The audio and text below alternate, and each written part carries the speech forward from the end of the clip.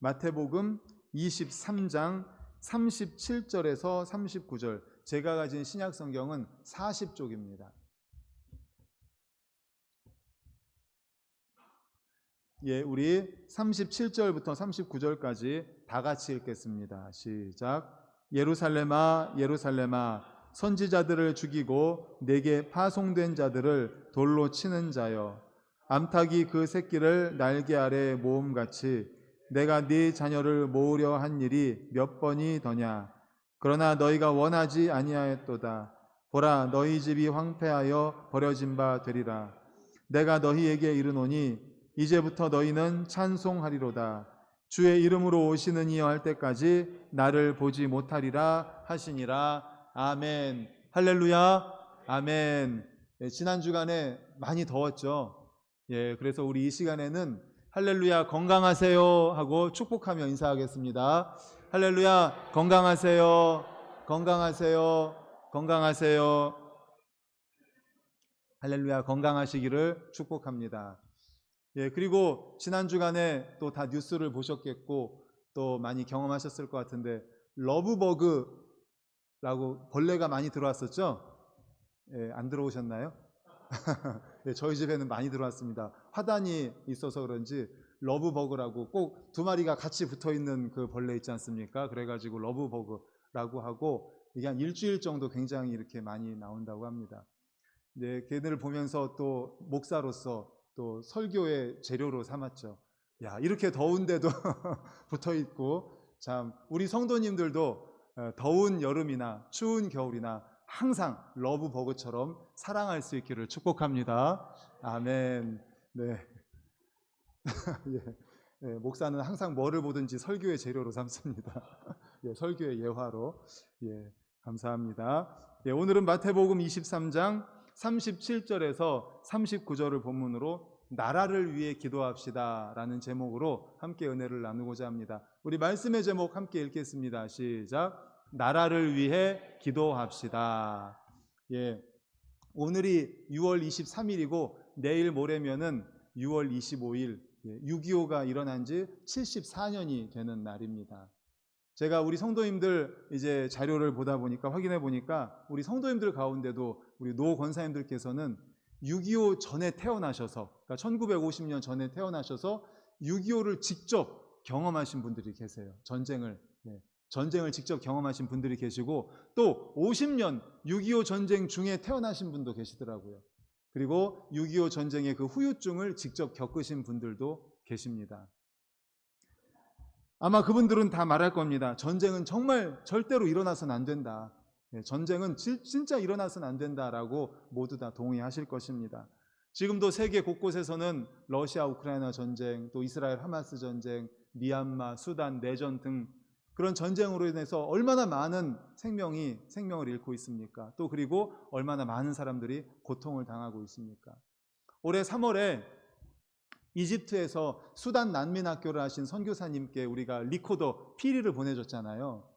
그 수단 난민학교, 왜 그 수단 난민학교를 합니까? 그 수단의 내전 때문에 수십만 명이나 되는 사람들이 집을 잃고 다 주변 국가로 간다는 거예요. 그래서 이집트에서 사역을 하시는데 이집트 아래쪽에서 사역을 하시는데 그 수단 난민이 이집트까지 온다는 겁니다.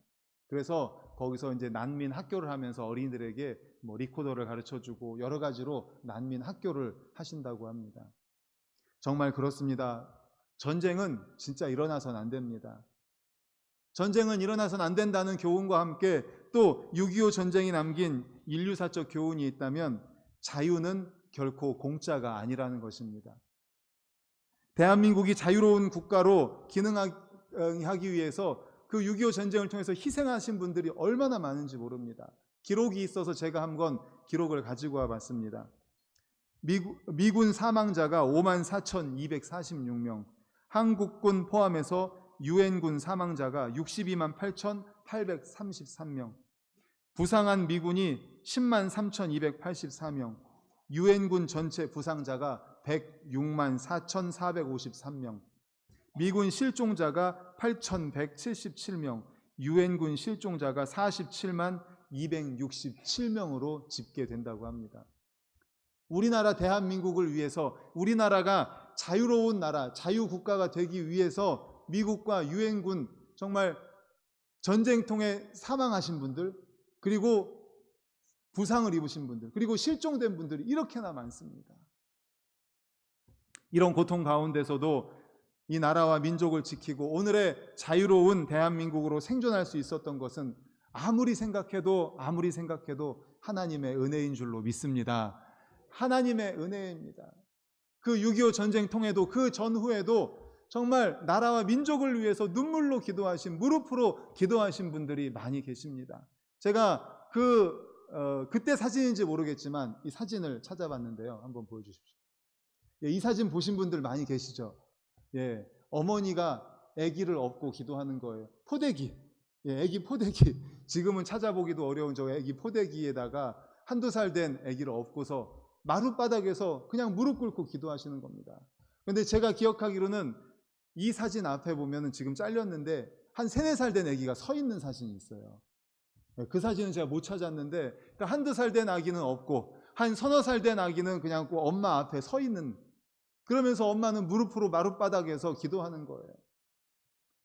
이런 기도가 있었기 때문에, 정말 하나님께 간절한 기도가 있었기 때문에 하나님의 은혜로 이 나라 대한민국, 자유로운 나라 대한민국이 된 것 아닐까요?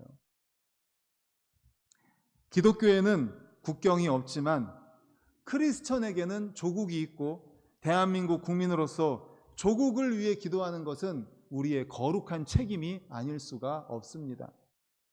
예수님도 당시 이스라엘 민족의 구성원으로서 망해가는 이스라엘과 수도 예루살렘의 내일을 예견하면서 눈물로 기도하셨습니다. 사도 바울도 자기 민족의 구원을 위해서 자기 목숨까지라도, 그리스도의 이름에서 자기 목숨이 지워진다 할지라도 자기 민족 구원을 위해서 눈물로 사도 바울도 기도했습니다. 그렇다면 우리도 우리나라 대한민국을 위해서, 우리가 태어나서 살고 있는 이 나라를 위해서 기도해야 하지 않겠습니까? 무엇을 위해 기도해야 될까요? 먼저 민족 복음화, 우리나라 민족의 영적인 구원을 위해서 기도해야 할 줄로 믿습니다. 아멘. 한번 따라해 볼까요? 민족 복음화, 민족 복음화, 민족의 영적인 구원, 민족의 영적인 구원. 그렇습니다. 우리 민족 복음화, 우리 민족의 영적인 구원을 위해서 먼저 기도해야 됩니다. 우리 37절을 다 같이 읽겠습니다. 시작. 예루살렘아, 예루살렘아, 선지자들을 죽이고 내게 파송된 자들을 돌로 치는 자여, 암탉이 그 새끼를 날개 아래 모음같이 내가 네 자녀를 모으려 한 일이 몇 번이더냐. 그러나 너희가 원하지 아니하였도다. 아멘. 지금 예수님께서 가슴을 치면서 통곡하면서 이야기하십니다. 기도하십니다. 예루살렘아, 예루살렘아. 한 사람이라도 멸망받지 않고 구원받기를 원하셔서 예루살렘아, 예루살렘아라고 통곡하시고 계셔요. 지금 이 말씀 전에 23장 앞에 부분에 보면 어떤 내용이 나오냐면, 예수님께서 외식하는 유대 종교 지도자들과 그들의 죄 때문에 화 있을진저 하면서 그들을 무려 7번이나 책망하고 계십니다. 7번이나 저주를 선포하십니다. 화 있을진저 바리새인들이여, 화 있을진저 유대인들이여, 서기관들이여, 이렇게 하면서 무려 7번이나 그들을 책망하면서 저주하십니다. 그런데 그렇게 책망하고 저주한 다음에 뭐라고 말해요? 예루살렘아, 예루살렘아. 이게 무슨 의미인가 하면은, 사랑하는 아들이 있습니다. 아들이 있는데 이 아들이 말을 도대체 안 듣는 거예요. 제발 좀 정신 좀 차리고, 정신 좀 차려라. 올바른 길로 좀 돌아와라. 그렇게 죄 짓지 말고 올바른 길로 돌아와라. 그랬는데 이 아들이 죄를 지어서 그만 살인자로 철창 신세를 지게 된 거예요. 돌아와라, 돌아와라. 제발 죄 짓지 말고 올바른 길을 걸어가야 되지 않겠느냐. 제발, 제발, 제발. 그렇게 했는데 결국 말을 안 듣고 철창 신세를 진 아들을 향해서 아이고 이놈의 새끼, 아이고 이놈의 새끼, 내가 너를 어떻게 하면서 가슴을 치면서 어머니가 말하는 그런 것과 같은 거예요. 지금 예루살렘아, 예루살렘아. 살인자가 된 자식 앞에서 넋 빠진 모습으로 주저앉아서 아들의 가슴을 치면서 아이고 이 자식아, 아이고 이 자식아, 하고 소리 지르는 거 지금 똑같은 겁니다. 예루살렘아, 예루살렘아, 영원히 죽을 수밖에 없는 이 예루살렘아, 구원받아야 되는데, 영원 구원받아야 되는데 왜 이렇게 정신을 못 차리냐. 예루살렘아, 예루살렘아. 하나님께로 돌아오지 않는 타락한 자식이 결국 매를 맞고 곤경에 빠졌을 때 가슴을 치며 애통하면서 가슴을 찢는 그 어머니의 마음이 지금 예수님의 마음인 거예요. 누가복음 19장 41절에도 그 예수님의 마음이 나옵니다. 우리 화면 보고 같이 읽겠습니다. 시작. 가까이 오사 성을 보시고 우시며. 멸망해 가는 이 예루살렘 성을 보면서 예수님이 우시는 거예요. 눈물 흘리는 거예요. 정말 사랑하면 울게 됩니다. 자기 자식을 그렇게 사랑했는데 그 사랑에 반응하지 않고 타락하는 것을 보는 어머니의 마음 어떻습니까? 눈물이 안 나올 수가 없죠. 가까이 오사 성을 보시고 오시는 예수님의 눈물이 바로 그런 눈물입니다. 제발 정신 좀 차렸으면 좋겠는데 타락해서 영원히 죽을 수밖에 없는 길로 가고 있는데 예수님이 그렇게 회개하라고, 하나님께서 선지자들을 보내서 그렇게 회개하라고 했는데 돌아오지 않는 그 이스라엘 민족, 자기 민족을 보면서 예수님이 눈물을 안 흘릴 수가 없죠. 사랑하는 성도 여러분, 소돔과 고모라처럼 타락해가는 이 도시, 우리나라 대한민국을 보면서 우리도 눈물 흘려야 하지 않겠습니까? 울어야 하지 않겠습니까?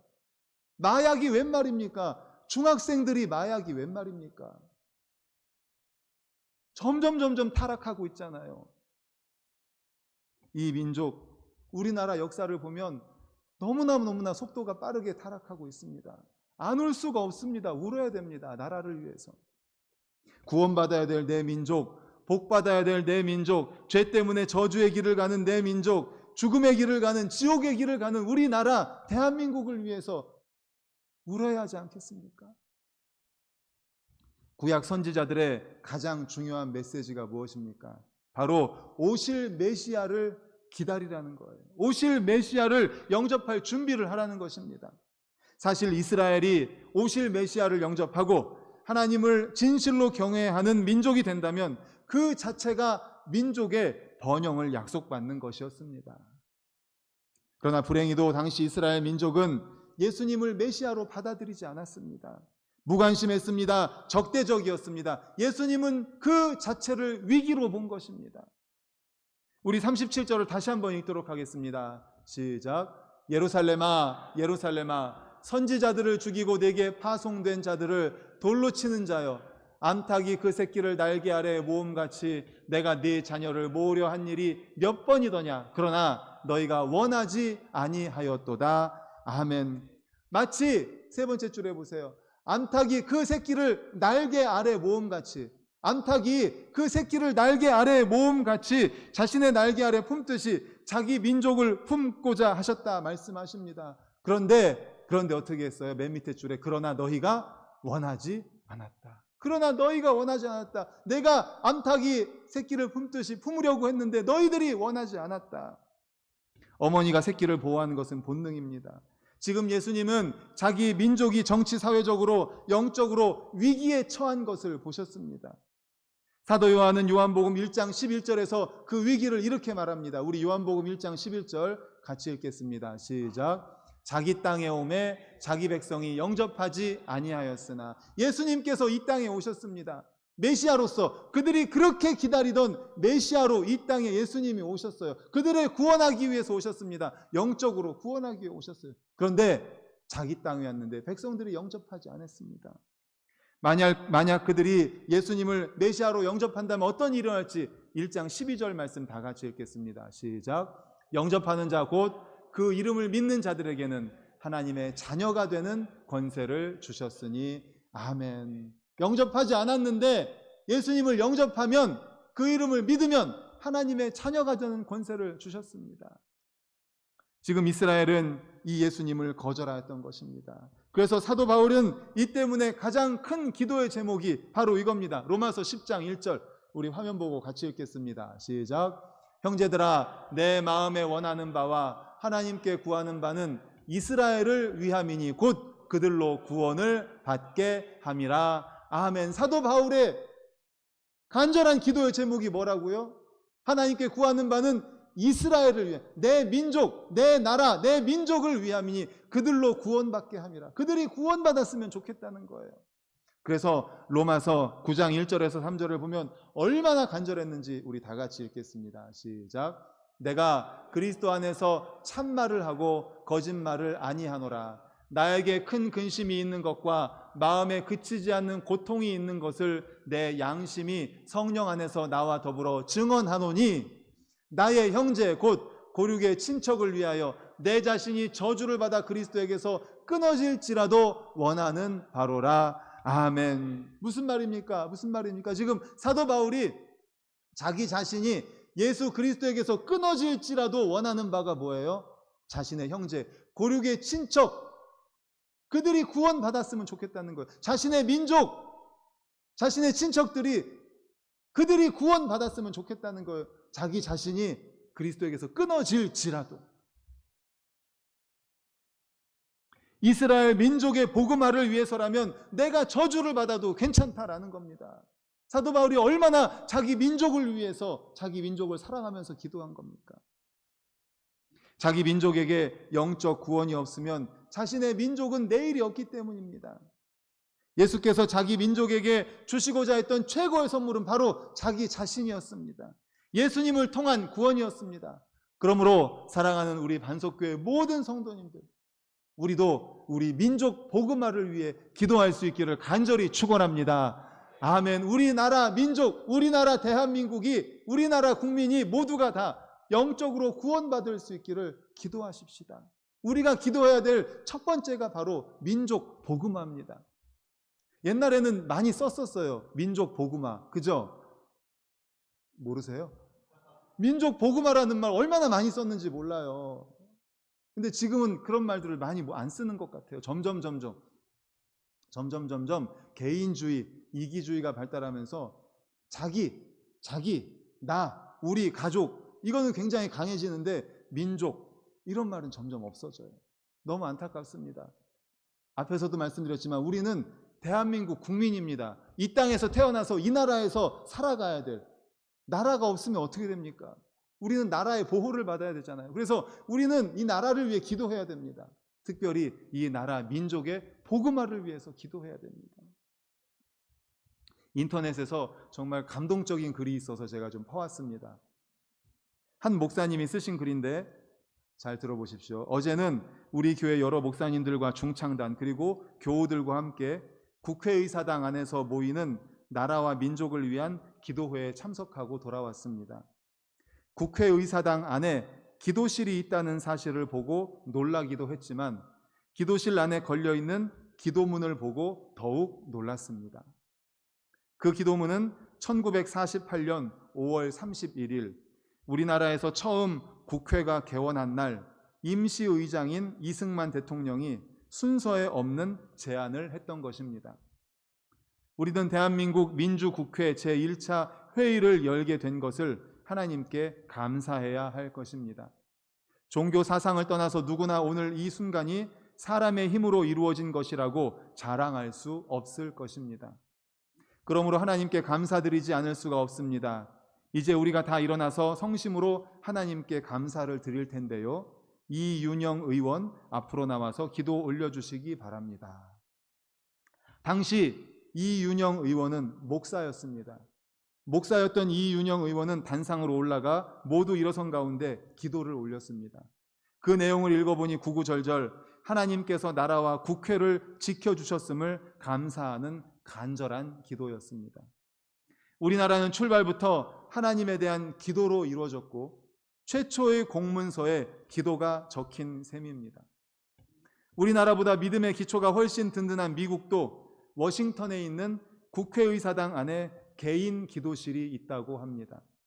국회의사당의 제일 높은 둥근 천정, 국회의사당의 제일 높은 둥근 천정 안에는 방문객들이 좀처럼 들어가 볼 수 없는 밀실이 있는데 이곳은 상하 의원들을 위한 개인 기도실이라고 합니다. 그곳에서 그들은 지도자요 법률 제정자로서 책임과 문제들에 대해서 고요히 하나님의 인도와 능력을 간구한다고 합니다. 1955년 개관된 이후 이 기도실은 하루도 비어 있었던 날이 없다 해도 과언이 아닙니다. 어떤 의원들은 거기에 들어가 성경을 읽고 기도하고 영감을 받기도 했습니다. 감동적이지 않습니까? 우리나라도 그렇고, 미국의 그 국회의사당 안에 밀실에 기도실이 있다는 거예요. 거기서 국회의원들이 기도를 한다는 겁니다. 사랑하는 성도님들, 우리도 기도해야 되지 않겠습니까? 우리나라와 민족을 위해서. 예수님도 멸망해가는 자신의 민족 예루살렘, 이스라엘을 위해서 눈물로 기도했습니다. 사도 바울도 자신의 민족을 위해서 자신의 이름이 예수 그리스도에게 저주를 받아도 괜찮으니까 민족을 좀 살려주십시오 하고 기도했습니다. 우리가 그리스도인이잖아요. 기독교에는 국경이 없지만 우리 그리스도인은 우리나라 대한민국에서 태어나서 여기서 자라야 되지 않습니까? 여기서 살아야 되잖아요. 우리나라 보호를 받아야 되잖아요. 그렇다면 우리나라와 민족을 위해서 기도해야 하지 않겠습니까? 민족 복음화를 위해서, 민족의 영적 부흥과 구원을 위해서 먼저 기도하는 우리 모든 성도님들 되시기를 간절히 축원합니다. 아멘. 그런가 하면 두 번째로 기도해야 될 것은 우리 민족이 하나님의 은혜의 날개 아래 거하기를 기도해야 합니다. 한번 따라해 볼까요? 우리 민족이 하나님의 은혜의 날개 아래 거하기를 기도합시다. 그렇습니다. 하나님의 은혜의 날개 아래 거할 수 있도록 기도하십시다. 하나님의 은혜의 날개 아래 있으면 보호하심을 받습니다. 시편 17편 8절 9절을 우리 화면 보고 같이 읽겠습니다. 시작. 나를 눈동자같이 지키시고 주의 날개 그늘 아래에 감추사 내 앞에서 나를 압제하는 악인들과 나의 목숨을 노리는 원수들에게서 벗어나게 하소서. 아멘. 나를 눈동자같이 지키시고 날개 그늘 아래 감추사. 날개 그늘 아래 감추사. 바로 이겁니다. 병아리가 어미 닭의 날개 그늘 아래에서 보호함을 받는 것처럼 우리 민족이 하나님의 날개 그늘 아래 보호를 받을 수 있도록 우리 기도해야 됩니다. 시편 36편 7절에도 말합니다. 우리 다 같이 읽겠습니다. 36편 7절 시작. 하나님이여 주의 인자하심이 어찌 그리 보배로운지요. 사람들이 주의 날개 그늘 아래 피하나이다. 아멘. 하나님이 우리를 지켜주십니다. 하나님의 지키심은 빈틈이 없습니다. 졸지도 않고 주무시지도 않습니다. 영원 전부터 영원 끝까지 우리를 지키십니다. 낮의 해와 밤의 달 그 무엇에게서도 지키십니다. 그러나 하나님의 지키심과 보호하심은 무조건 되는 것이 아닙니다. 저절로 임하는 것이 아닙니다. 하나님께로 피해야 됩니다. 하나님의 날개 그늘 아래로 피해야 보호하심을 받을 수가 있습니다. 어미닭의 품을 떠난 병아리는 보호함을 받을 수 없습니다. 목자의 품을 떠난 양도 보호함을 받을 수 없습니다. 하나님의 품을 떠난 우리는 보호함을 받을 수가 없습니다. 어미닭의 보호가 없고 목자의 보호가 없고 하나님의 보호하심이 없으면 누구도 안전할 수가 없습니다. 그러므로 우리나라 대한민국, 우리나라가 하나님의 보호하심에 있을 수 있도록 우리 함께 기도하시기를 간절히 소망합니다. 아멘. 하나님의 날개 그늘 아래 하나님의 보호하심으로 우리나라 대한민국이 들어갈 수 있도록 기도해 주십시오.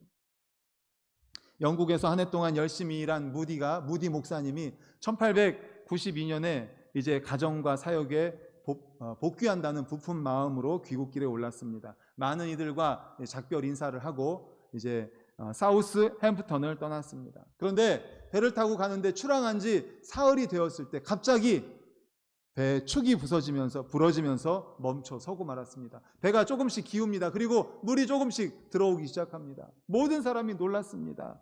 절망했습니다. 배가 가라앉을지 가라앉지 않을지도 알 수 없었고 주변에 배가 있어서 도와줄지 않을지도 몰랐습니다. 불안한 이틀을 보낸 후에 무디 목사님은 기도하는 가운데 집회를 열 수 있도록 좀 허락해 주십시오. 이렇게 얘기했습니다. 그래서 집회를 열게 되었습니다. 그런데 그 집회에 모든 승객이 다 온 거예요. 무디 목사님은 기울어진 배에서 기둥을 붙잡고 서서 이제 말씀을 읽었습니다. 그 말씀이 시편 91편 1절입니다. 우리 화면 보고 같이 읽겠습니다.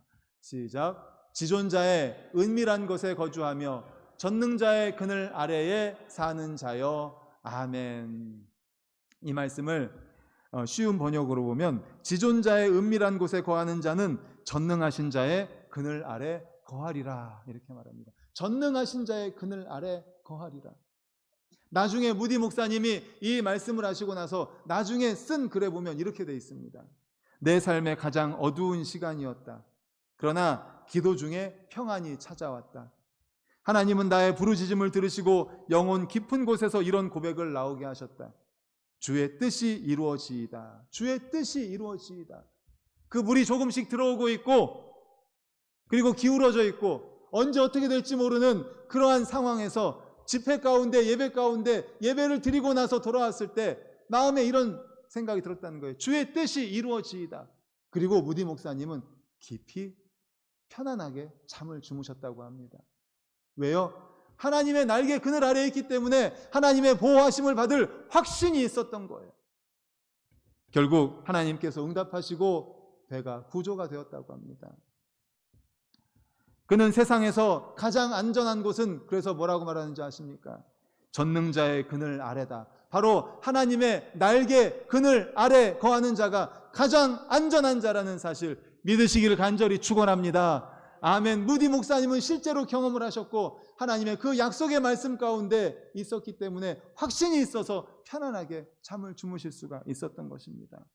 그분의 날개 그늘 아래에 있는 그리스도인이야말로 삶의 풍랑에서 가장 안전한 곳에 있다는 사실 기억하시기를 간절히 소망합니다. 아멘. 그러므로 우리는 기도해야 됩니다. 우리나라 대한민국이 우리 민족이 하나님의 날개 그늘 아래 거할 수 있도록 거기서 벗어나지 않도록 어미 닭의 품에서 벗어난 병아리 또 목자의 품 안에서 벗어난 양떼처럼 그들은 보호하심을 받을 수 없습니다. 하나님의 품을 떠나면 보호함을 받을 수 없습니다. 우리나라 대한민국이 하나님의 날개 그늘 아래 들어와서 하나님의 보호하심을 받을 수 있도록 우리 모든 성도님들이 우리나라와 민족을 위해서 기도하시기를 간절히 소망합니다. 아멘. 이제 말씀을 정리하려고 합니다. 앞에서도 말씀드렸지만 기독교에는 국경이 없습니다. 그래서 우리는 하나님의 말씀을 들고 어디든지 가야 됩니다. 하지만 우리 그리스도인들에게는 조국이 있습니다. 우리나라 대한민국, 우리가 태어난 땅, 우리가 살아가야 될 이 나라, 이 민족이 있습니다. 이 나라와 민족을 위해서 기도해야 되는 것은 거룩한 책임입니다. 우리의 책임이에요. 예수님도 멸망해가는 이스라엘을 위해서 저 예루살렘을 위해서 눈물로 기도하셨습니다. 사도 바울도 자기 이름이 예수님께 저주를 받는다고 할지라도 우리 민족을 좀 구원해 주십시오라고 간절히 기도했습니다. 우리도 나라와 민족을 위해 기도해야 됩니다. 점점 개인주의가 심해지고 이기주의가 심해지는 이때에 아무리 우리가 개인주의, 이기주의 그런다고 해도 우리는 대한민국 국민입니다. 이 나라를 벗어날 수가 없습니다. 물론 떠나기도 하죠. 이민을 가기도 하지만 우리나라 대한민국 우리 조국이잖아요. 우리 조국을 위해서 누가 기도합니까? 우리가 기도해야죠. 우리가 기도해야죠. 민족 복음화를 위해서 영적 구원을 위해서 제일 먼저 기도해야 됩니다. 그리고 두 번째는 우리나라 대한민국이 주의 날개 그늘 아래 거할 수 있도록 주의 날개 그늘 아래 거할 수 있도록 우리 기도하십시다. 그래서 정말 우리가 이 땅에서 살아가면서 행복하게 정말 이 나라 대한민국 안에서 살아가면서 정말 기쁨으로 살아갈 수 있도록 우리나라 대한민국 우리 조국을 위해서 기도하는 우리 모든 성도님들 되시기를 간절히 축원합니다. 아멘. 이 시간 우리 합심해서 통성으로 기도하십시다.